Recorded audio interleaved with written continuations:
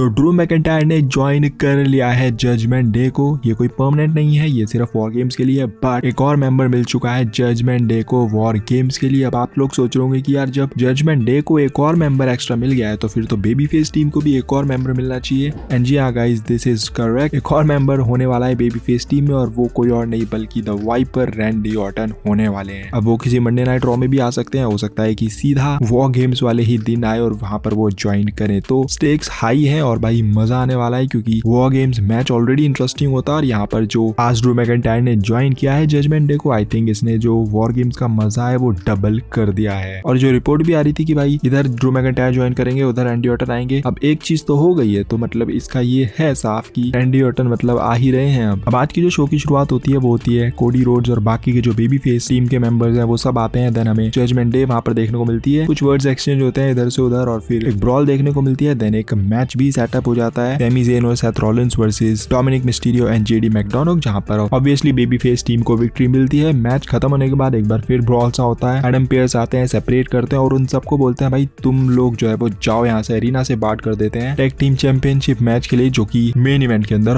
होना था। और फिर जो मेन इवेंट के अंदर मैच हमें देखने को मिलता है वहां पर, क्योंकि बाकी के मेंबर्स अरीना में नहीं आ सकते थे और हिंट वहां से लगी गया था कि क्योंकि अगर इनको बांट किया है तो कोई ना कोई तो आने वाला है। तो ऑलरेडी क्योंकि रिपोर्ट थी कि ड्रू मैकिंटायर ज्वाइन करेंगे, तो मेरे को उम्मीद थी कि आज आने वाला है ड्रू मैकिंटायर, कुछ ना कुछ वो करेगा। और वैसा ही हुआ भाई, क्लेमोर किक लगती है जे उसो के रिंग के बाहर जब वो होते हैं, ड्रू मैकिंटायर सीधा उनको अंदर धकेल देते हैं। वहां पर फिन बैलर सिर्फ पिन करते हैं उनको और रिटेन कर लेते हैं अपनी टैग टीम चैंपियनशिप्स। और उसके बाद जाते वक्त ड्रू मैकिंटायर खड़े होते हैं एंड हमें देखने को मिलती है रिया रिप्ली, और फिर हमें लास्ट में एक हैंडशेक देखने को मिलता है रिया रिप्ली और ड्रू मैकिंटायर के बीच में। दैट मींस कि ऑफिशियली अब आप कह सकते हो कि ड्रू मैकिंटायर ज्वाइन कर चुके हैं जजमेंट डे को। ये ऐसा नहीं है कि वो जजमेंट डे की स्टेबल को ज्वाइन कर चुके हैं, ये एटलीस्ट वॉर गेम्स के लिए जो है वो ज्वाइन कर चुके हैं। आई होप कि वो वॉर गेम्स के बाद जो है वो जजमेंट डे से सेपरेट हो जाएंगे, बट ये सिर्फ वॉर गेम्स के लिए। बट जो भी है भाई, ये काफी इंटरेस्टिंग है और मजा आएगा। ड्रू मैकिंटायर जैसे बंदे की जरूरत थी जजमेंट डे को, और रैंडी ऑर्टन के रिटर्न के लिए एक्साइटेड है, बहुत ज्यादा हो चुके हैं, क्योंकि अब यहाँ से ऑलमोस्ट कंफर्म ही लग रही है कि भाई रैंडी ऑर्टन आने वाले हैं। अब लेट्स सी क्या वो किसी रॉ के शो में आएंगे या फिर वो सीधा सर्वाइवर सीरीज में आने वाले हैं। अब यहाँ पर देखो दो एक इंटरेस्टिंग चीजें हैं। पहला तो ये कि अगर रैंडी ऑर्टन रॉ वाले किसी शो में आ रहे हैं तो दैट मीन सर्वाइवर सीरीज के लिए उन्होंने सीएम पंक को रखा हुआ है। बट अगर वो रॉ पर नहीं आ रहे, अगर वो सीधा सर्वाइवर सीरीज में आ रहे हैं, तो मुझे लगता है फिर शायद आपको सीएम पंक नहीं देखने को मिले, क्योंकि दोनों की रिटर्न एक दिन में होना, आई डोंट थिंक डब्ल्यूडब्ल्यू ऐसा करेगी। अगर सीएम पंक आ रहे हैं तो फिर रैंडी ऑर्टन मुझे लगता है कि किसी रॉ में ही रिटर्न कर जाएंगे। तो let's see, I guess Survivor Series से पहले क्लियर तो नहीं, बट ये कह सकते हो कि काफी हद तक पता चल जाएगा कि क्या होने वाला है सर्वाइवर सीरीज में। बाकी जिंदर महल और इंडू शेर ने कन्फर्म भी किया लुडविग काइजर को बैक स्टेज में, और एक और अपीयरेंस इनकी हो चुकी है। तो पता नहीं डब्ल्यूडब्ल्यू इनके साथ क्या करने वाली है। एक अपीयरेंस और आई गेस पास्ट में हुई थी ऐसी कुछ बैक स्टेज में, तो मेन रोस्टर में कब आएंगे, मतलब मेन रोस्टर में तो है बट मेन जो रिंग है वहां पर कब आएंगे, क्या वो है अपनी चीजें जो है वो करेंगे। अब डब्ल्यूडब्ल्यू इनका बिल्डअप ऐसे दिखाती है ना कि जैसे इनके साथ पता नहीं क्या ही करने वाली है, क्या ही तगड़ी स्टोरी लाइन इनके लिए प्लान कर रखी है। बट जब ये आते हैं रिंग में तो कुछ खास नहीं करते हैं, वैसी छोटी मोटी बुकिंग होती है। और इस बार भी मेरी उम्मीदें टू बी ऑनेस्ट है नहीं, बट लेट्स सी क्या होगा इनके साथ। बट बैक स्टेज में पता नहीं क्यों बार बार ये लेकर आते रहते हैं बिल्डअप, मतलब मैं वही कह रहा हूँ कि बिल्डअप ऐसे दिखाते हैं जैसे पता नहीं क्या होने वाला है। और ये बैक स्टेज में आते रहेंगे कुछ हफ्तों तक, फिर आएंगे मेन रोस्टर में तो वहां भी साधारण सी चीज करेंगे। अब आई डोंट नो यार, डब्ल्यूडब्ल्यू इंडियन रेसलर्स को क्या ही बुक करती है। बाकी जेडी मैकडोनाल्ड को अब ऑफिशियली जजमेंट डे का मेंबर बना दिया गया है। पहले वो सिर्फ ऐसे ही मतलब साइड में से आ रहे थे, ऑफिशियली नहीं थे, बट अब ऑफिशियली वो जजमेंट डे का मेंबर बन चुके हैं। बाकी शो पर कुछ और खास था नहीं, कुछ और ऐसा था नहीं जिसके बारे में बात की जाए। बाकी नॉर्मल चीजें थी। शो मेरे हिसाब से बहुत साधारण था, बट वो जो ड्रू मैकिंटायर की एंट्री हुई लास्ट में, आई थिंक उसने थोड़ा शो को हाइप्ड अप किया। बाकी जो वॉर गेम्स का ये चल रहा है ये तो खैर इंटरेस्टिंग चल ही रहा है, इसके अलावा शो पे कुछ और ऐसा इंटरेस्टिंग नहीं है मेरे हिसाब से पर्सनली। बाकी हाँ, क्योंकि मिज मेरे को बेबी फेस में पसंद आ रहे हैं तो उनकी चीजें अच्छी लग रही है। ओवरऑल शो ठीक ठाक था। अगेन आपको शो कैसा लगा नीचे कमेंट सेक्शन में बता सकते हो।